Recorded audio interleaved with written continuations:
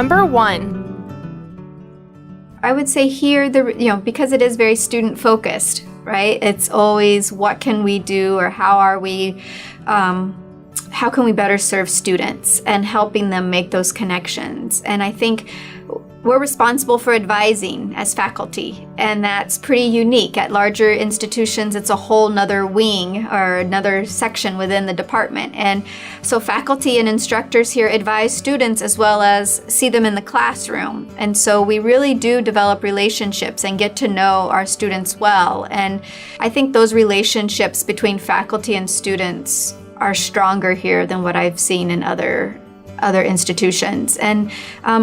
And that's great, and that's why I'm here.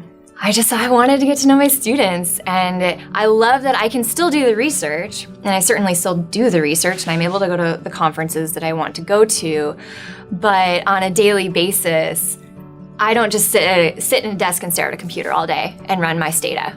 I get to actually have interactions with students, and they're hilarious. Number 2. My degrees are from large research institutions. On my national job search, I was drawn to Western Oregon University because they value both rigorous research and great teaching. I was so excited to find a space that really prioritizes the time that I wanted to spend becoming a good professor for my students. One of my current research projects here at WOU is my take-home play bag research. It's something that I brought from my PhD studies. And as a new faculty member, I've been so pleased to receive a variety of supports from existing faculty and the dean and equipment in the College of Education to support my work, including introductions to community leaders in the field of early childhood by existing faculty, access to cutting-edge technology like Swivel for recording parent-child play interactions, and support via funding and time through course buyout to focus on the research that I'm most passionate about. Number 3. The College of Education's COE embraces diversity by bringing in people from diverse backgrounds, including the deaf and hard of hearing. Yeah, what's really exciting about the College of Education is that it's truly an area where faculty and staff are encouraged to practice innovative thinking in a safe space, where through the synthesis of ideas, creative solutions can really take shape and thrive. That's a really great thing. Everything that I do comes from a lens of social justice and equity, or a lens of equity. And one of the first things that I remember when I was walking through this campus, and I remember being a little bit nervous about coming to a rural university and what that might mean in terms of students who felt accepted or not.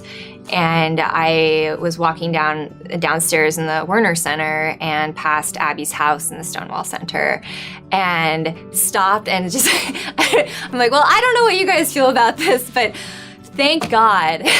And that is one of probably the turning points for why I decided to come here, was that I knew that this was going to be an inclusive environment for both myself and my students. Number 4.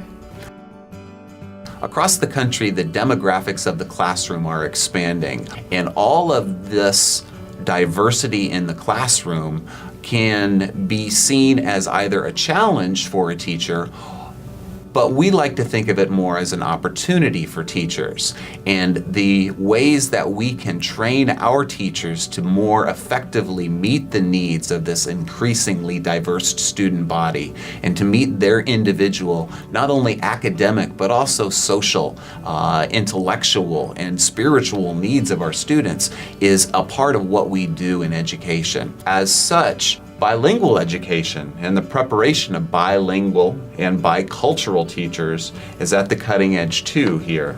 We were honored to have been mentioned during the Obama administration at the White House as a program to watch nationally, and that was a big plus for us.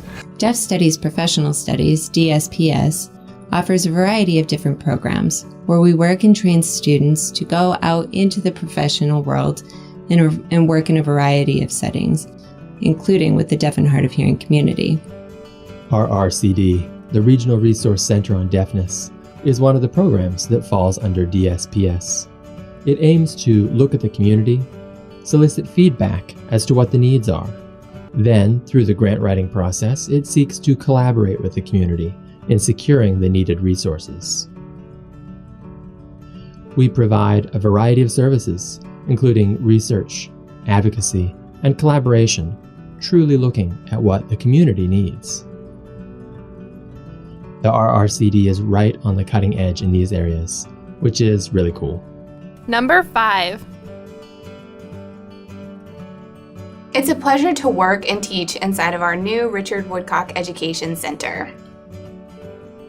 The space is comfortable and beautiful and easy to use.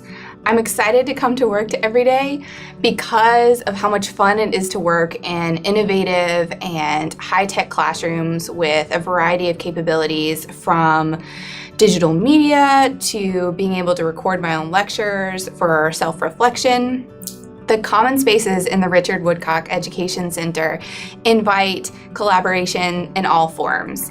I enjoy connecting with my colleagues as well as meeting with students in casual and comfortable, warm settings. I think the moment I came to Oregon, I fell in love, and I haven't been able to leave since. So I really enjoy Oregon and Western Oregon in the Valley. One of my favorite things to do is to go to soccer games because the bleachers face west, and I think the soccer games start around 3:30, and so if it's a beautiful evening, you are just sitting on these bleachers watching young women try to kill each other on a soccer field, which I love because it's okay to be aggressive, and with the Coast Range in the background. And I continually am worried that I'm going to just get used to it and not appreciate the beauty of this campus and of where I get to live. And it hasn't happened. I'm going in my 5th year here.